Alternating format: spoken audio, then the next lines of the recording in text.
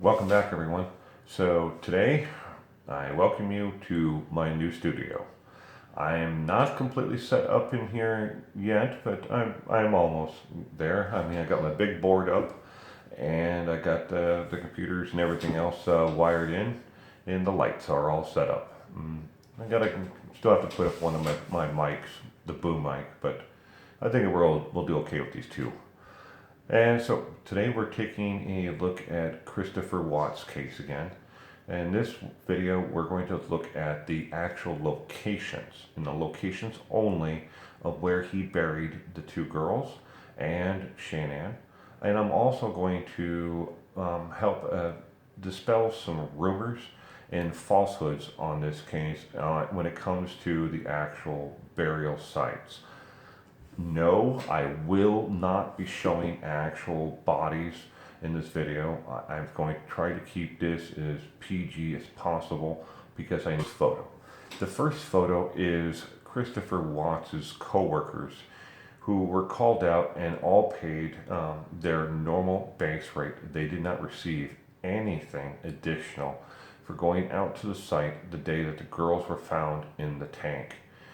They pumped the crude oil down to a safe level so the CBI and agents could then suit up and go into the crude oil to retrieve them.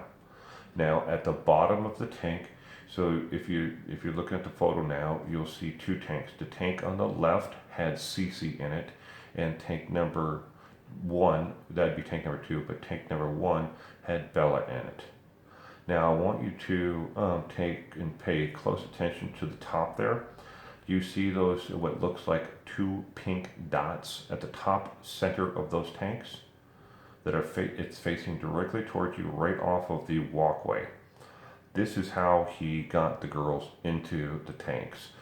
He pulled up his truck, so as he stepped out of the driver's door, that smaller tank that looks like it has a black top on it, what that is it's an open air tank for the crude itself and sludge to evaporate. And it's got a wire netting across the top of it and to keep birds and small animals from falling inside of it. But it is an open air tank. It's for evaporation. All right. Now, he went to the truck and retrieved the two girls out of the back seat of the truck first, and Shanann was buried next. I know this for a fact because of the tire track pattern. It shows he pulled up there, he was carrying something heavier because his feet sank down more into the sand and gravel area there. This is Ferenc first and then Shanann from the back of the truck. So how much of a distance did he have to travel here before he got them up there into the tanks and buried them? The total length is 9 steps to the, what it looks like there's a barrier wall of dirt, and it goes like this, and that is called a containment berm. And it's a case a leak happens in the tank, it keeps the oil from leaking, if it leaks maybe, in that actual area. So it doesn't go out into a larger area to contaminate it. To there, 9 steps to that actual containment berm. Then 3 stairs up, 2 steps across the top, 3 steps down, 2 steps again before he got to the industrial stairway, and then 25 stairs up. He had to carry both girls. Now, I am not, because of HIPAA, HIPPA, which is keeps your medical records basically in a nutshell confidential. I was not able to get the total exact weights for Bella and Cece, but Bella, somewhat a child, girl, her approximate age, for her age and approximate weight, she would have weighed somewhere between 40 and 50 pounds. But she, from the photos, I've seen people guess anywhere from 47 pounds to 55 pounds. But that's about the average. Let's just say she weighed 40 pounds. Now, I don't know how much weight you pick up on a daily basis, but next time you're at the supermarket, go pick up the big giant bag of russet potatoes. Those are 10-pound bags. Pick up 4 of those at once. That is what approximately it was like for him to carry Bella up to the tank. Now, I don't know if Bella was put in the tank first or Cece. There's no way to tell that forensically. Factual, they both have the exact same time of death. And forensically, they can tell within a certain amount of time frame, give it approximately when they died. And they died at the same time. Their time of death is listed the same. Okay? So that is the tanks. It's approximately a little bit over a 2-story hike up industrial stairs. I'm going to put that photo back up here for a second. If you look at the tank here, where the stairs are, here's the big black tank. Here's the stairwell. Okay, going up. There is a spot there on the ground where there is a discoloration, a darker gray area than the rest of the sand. The CBI found what they believe to be human bile there, but we are not sure. He may have thrown up there on the ground after he disposed of both of the girls because of the following fact. Not because he was disgusted by what he did, but that may be that, a little bit of that too. We don't know. When he opened up the tops of those tanks, he would have breathed in the fumes from the acid that is in both of those tanks to help break down the sludge in there, and that would have made him sick. Think of it this way. How do you feel when you open up the top of a vinegar bottle and then take a giant whiff? Whoa, it hits you. Well, it would have been like that, but the smell of acid. It would have definitely burned the nostrils and made his eyes water almost immediately if there wasn't any breeze at that time. And according to the National Weather Service, there was a slight breeze out of the northeastern direction, about 2 miles an hour at that time. The winds did pick up later on, though. All right, but they do believe that is human bile that he expelled there. It's got the 2 tanks. It's got the pump house. The pump house is the containment area that is up farther from the actual on the left. That's a smaller containment area, and then you'll see something black there. That is the actual oil pump. And then there is a yellow pipe that goes from there all the way over to the 2 big tanks. And that is what the actual crude oil is pumped through. So pump, motor, and pump motor, and the pump, all that stuff is inside the actual containment wall, and that's the actual pump there. And then the tanks where it's actually stored. Vehicles that you will see there, you see 2 black vehicles and 2 gray vehicles. The 2 silver vehicles that are pointed to that direction, and then the black one is pointed away.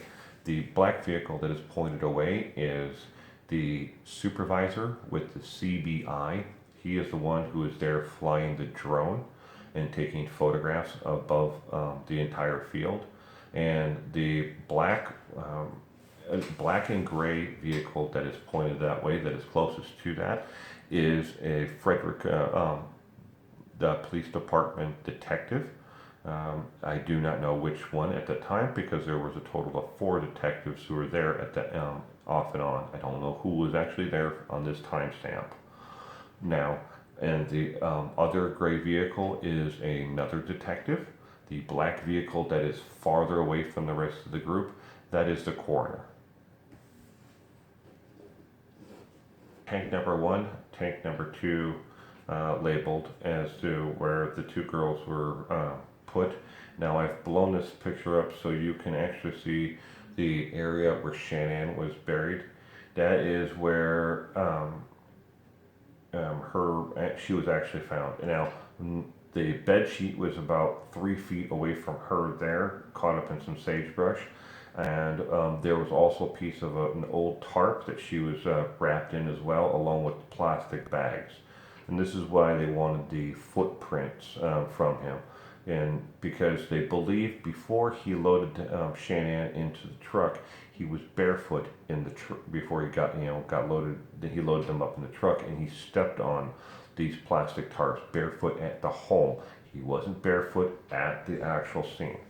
So again, take number one is he pulled in, alongside of it by the smaller black tank, and then he backed up around to the front, and then he went back up this way, and then went forward up and around this way to where Shanann was, and then swung around those red gates that look like they're there for nothing.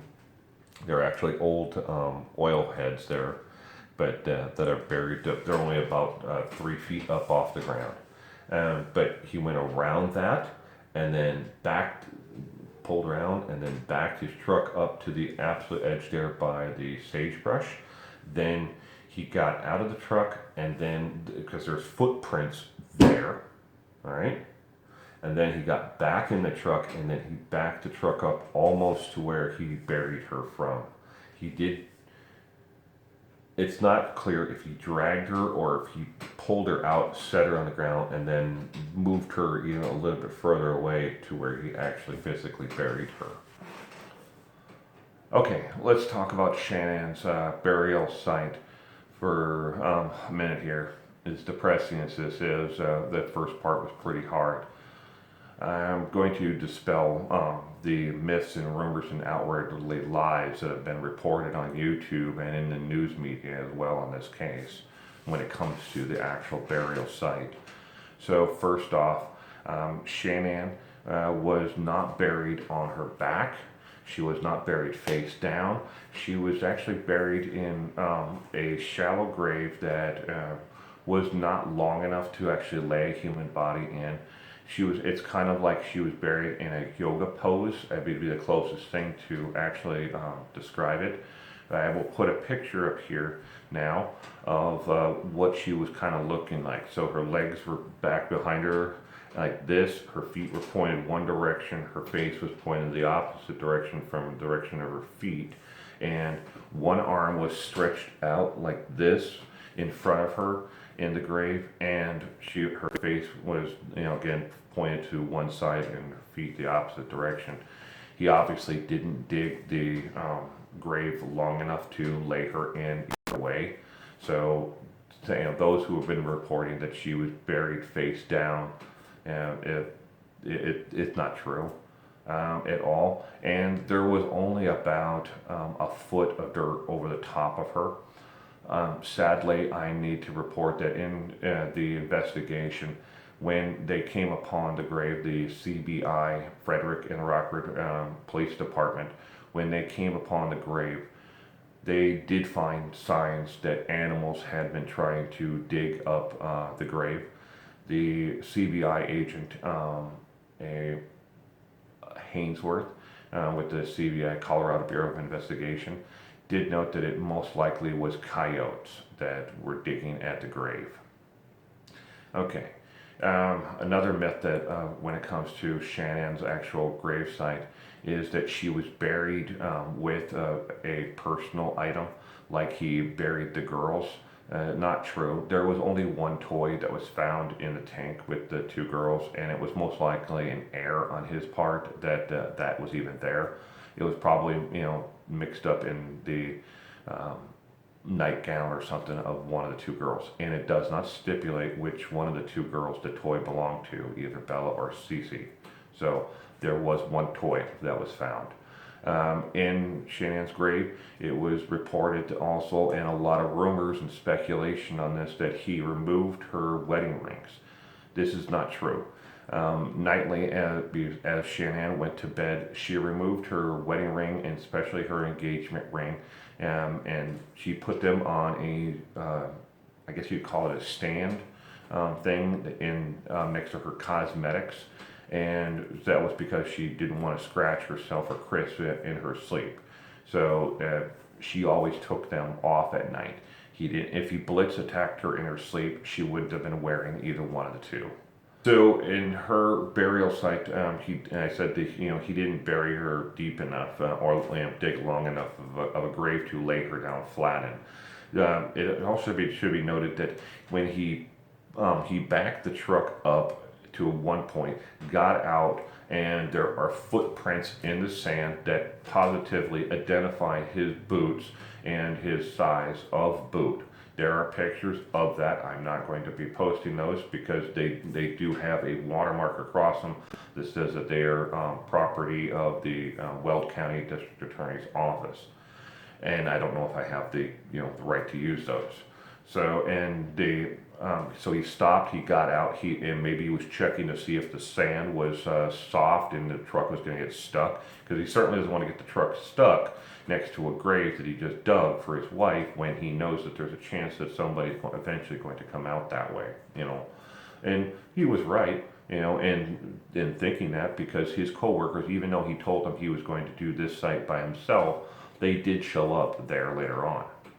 So he stopped, he walked around, there are footprints there. He then got back into the truck, and then he backed the truck up even further. And then there is evidence that he took her out and he dragged her about 3, maybe 4.5 feet, if it depended upon where you count the contact. If it was her lower torso or her shoulders, it depended on how far you actually count the drag mark. But we'll just say that it was about 4 feet, and then he rolled her a couple of times before he actually got her into the hole that he had dug. And the reason why he dug the hole there was because it was soft sand, and there was no sagebrush right there where he had to worry about roots. The shovel that he used to actually dig this did not come from the Watts home, unlike other speculations that one of the things that he loaded up in the truck that day was a rake and a shovel. Not true. He never took a shovel or a rake from the home, and because he didn't need one, and they don't have one. So the shovel in this case came from the actual containment field. So when he pulled in next to the berm where he had to walk up over the stairs and then down, there's a shovel that is kept there in the containment area for any kind of spills. They can pick the gravel, scrape the gravel up with the shovel, and put that in the open containment vessel, where he most likely threw up, as I talked about earlier. He had dug that area up with the shovel and scraped up as much of it and threw that into the area. Now, it was still wet with what the CBI has determined it to be a human vial. So even though he scraped it up, he couldn't remove all of it from the ground unless he dug a larger hole. And all he did was a precursory, scraping of the gravel and the dirt on the top. And that's why it's still red when they, not red, but wet. And when they took it, because it's almost blocked by the wind from the direction the wind comes. So even the wind wouldn't have dried it out fast enough. Okay, the next thing about her grave is that after he buried her completely, he tried to level it out and make it look like it was a natural void in the ground. He did scatter pieces of sagebrush over the top of the dirt, and he again he threw some rocks on top of it. They're small stones, a little bit about the size of a softball, baseball. He scattered rocks around it and used a piece of sagebrush to erase any footprints or tire tracks around that area, but he didn't think about the tire tracks of the vehicle coming in or coming out.